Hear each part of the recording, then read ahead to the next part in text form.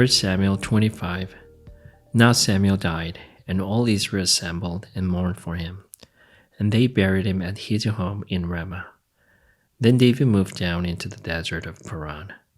A certain man in Maon, who had a property there at Carmel, was very wealthy. He had 1,000 goats and 3,000 sheep, which he was shearing in Carmel. His name was Nabal, and his wife's name was Abigail. She was an intelligent and beautiful woman, but her husband was surely and mean in his dealings. He was a Calebite. While David was in the wilderness, he heard that Nabal was shearing sheep. So he sent 10 young men and said to them, "Go up to Nabal at Carmel and greet him in my name. Say to him, 'Long life to you, good health to you and your household, good health to all that is yours. Now I hear that it's a sheep shearing time. When your shepherds were with us, we did not mistreat them, and the whole time they were at Carmel, nothing of theirs was missing. Ask your own servants, and they will tell you. Therefore be favorable toward my man, since we come at a festive time. Please give your servants and your son David whatever you can find for them.'" When David's men arrived, they gave Nabal this message in David's name. Then they waited. Nabal answered David's servants, "Who is this David, who is the son of Jesse? Many servants are breaking away from their masters these days. Why should I take my bread and water, and the meat I have slaughtered for my shearers, and give it to men coming from who knows where?" David's men turned around and went back. When they arrived, they reported every word. David said to his men, "Each of you strap on your sword." So they did, and David strapped his own as well. About 400 men went up with David, while 200 stayed with the supplies. One of the servants told Abigail, Nabal's wife, "David sent messengers from the wilderness to give our master his greetings, but he hurled insults at them. Yet these men were very good to us. They did not mistreat us, and the whole time we were out in the fields near them, nothing was missing. Night and day they were a wall around us the whole time we were herding our sheep near them. Now think it over and see what you can do, because disaster is hanging over our master and his whole household. He is such a wicked man that no one can talk to him." Abigail acted quickly. She took 200 loaves of bread, 2 skins of wine, 5 dressed sheep, 5 seahs of roasted grain, 100 cakes of raisin, and 200 cakes of pressed figs, and loaded them on donkeys. Then she told her servants, "Go on ahead, I will follow you." But she did not tell her husband Nabal. As she came riding her donkey into a mountain ravine, there were David and his men descending toward her, and she met them.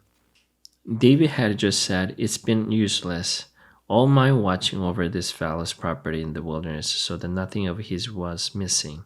He has paid me back evil for good. May God deal with David, be it ever so severely, if by morning I leave alive one male of all who belong to him." When Abigail saw David, she quickly got off her donkey and bowed down before David with her face to the ground. She fell at his feet and said, "Pardon your servant, my lord. Let me speak to you. Hear what your servant has to say. Please pay no attention, my lord, to that wicked man Nabal. He is just like his name. His name means fool, and folly goes with him. And as for me, your servant, I did not see the man my lord sent. And now, my lord, as surely as the Lord your God lives, and as you live, since the Lord has kept you from bloodshed and from avenging yourself with your own hands, may your enemies and all who are intent on harming my lord be like Nabal. And let this gift which your servant has brought to my lord be given to the men who follow you. Please forgive your servant's presumption. The Lord your God will certainly make a lasting dynasty for my lord, because you fight the Lord's battles, and no wrongdoing will be found in you as long as you live. Even though someone is pursuing you to take your life, the life of my Lord will be bound securely in the bundle of the living by the Lord your God. But the lives of your enemies he will hurl away as from the pocket of a sling. When the Lord has fulfilled for my Lord every good thing he promised concerning him, and he has appointed a ruler over Israel. My Lord will not have on his conscience the staggering burden of needless bloodshed, or of having avenged himself. And when the Lord your God has brought my Lord success, remember your servant. David said to Abigail, Praise be to the Lord, the God of Israel, who has sent you today to meet me. May you bless for your good judgment, and for keeping me from bloodshed this day, and from avenging myself with my own hands. Otherwise, as surely as the Lord, the God of Israel lives, who has kept me from harming you, if you had not come quickly to meet me, not one male belonging to Nabal would have been left alive by daybreak. Then David accepted from her hand what she had brought him, and said, Go home in peace. I have heard your words and granted your request. When Abigail went to Nabal, he was in the house holding a banquet like that of a king. He was in high spirits and very drunk, so she told him nothing at all until daybreak. Then in the morning, when Nabal was sober, his wife told him all these things, and his heart failed him, and he became like stone. About 10 days later, the Lord struck Nabal, and he died. When David heard that Nabal was dead, he said, Praise be to the Lord, who has upheld my cause against Nabal for treating me with contempt. He has kept his servant from doing wrong, and has brought Nabal's wrongdoing down on his own head. Then David sent word to Abigail, asking her to become his wife. His servant went to Carmel and said to Abigail, David has sent us to you, to take you to become his wife. She bowed down with her face to the ground and said, I am your servant, and am ready to serve you and wash the feet of my Lord's servants. Abigail quickly got on a donkey and, attended by her 5 female servants, went with David's messengers and became his wife. David had also married Ahinoam of Jezreel, and they both were his wives. But Saul had given his daughter Michal, David's wife, to Paltiel, son of Laish, who was from Galilee. 1 Samuel 26. The Ziphites went to Saul at Gibeah and said, Is not David hiding on the hill of Hachilah, which faces Jeshimon?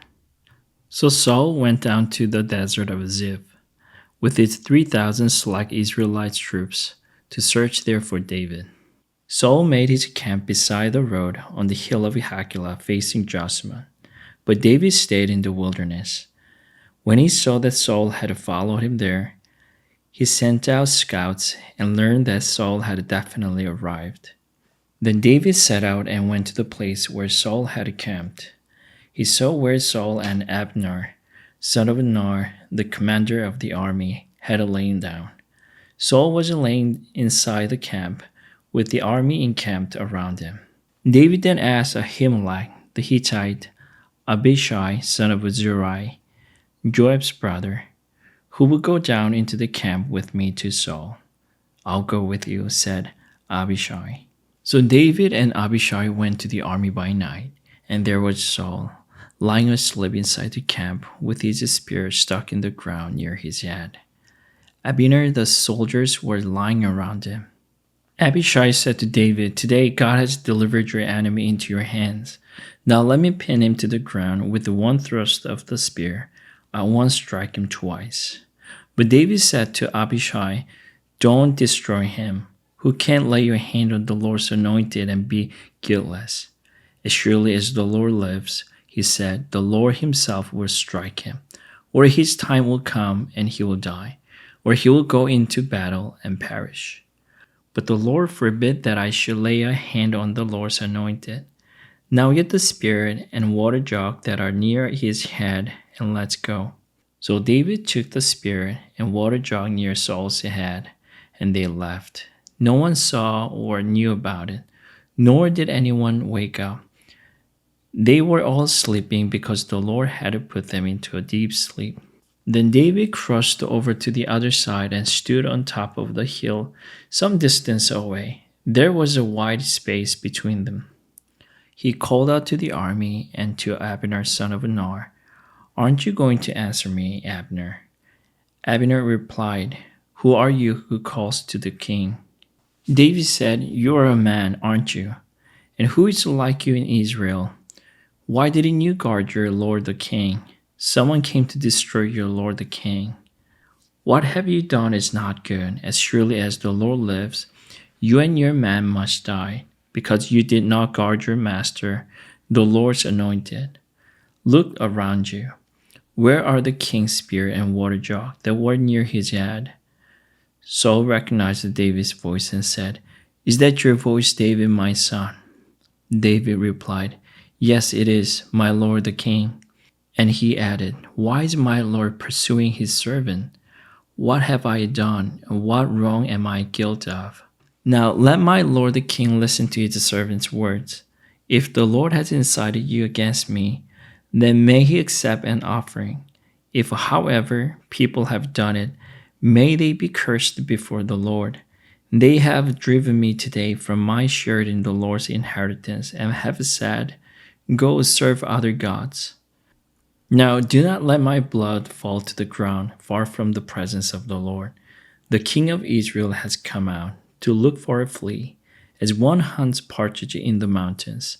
Then Saul said, I have seen, come back.